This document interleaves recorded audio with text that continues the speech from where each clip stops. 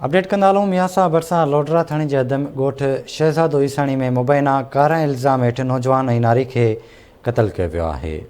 जवाबदार नसरुल्ला ईसाणी पंहिंजी ज़ाल समीना ऐं नौजवान पप्पू ईसाणी खे क़तल कयो आहे। ख़बर मां सां शेयर कंदा हलूं। अहम ख़बर आहे मियासा भरिसां लोडरा थाणे जी हद ॻोठ शहज़ादो ईसाणी में मुबैना 11 इल्ज़ाम हेठि नौजवान ऐं नारी खे क़तल कयो वियो आहे।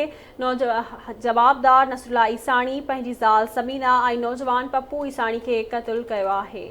असां ख़बर शेयर पिया कयूं। मियासा मां लोडरा थाणे जे हद ॻोठ शहज़ादो ईसाणी में मुबैना 11 इल्ज़ाम हेठि नौजवान ऐं नारी खे क़तल कयो वियो आहे।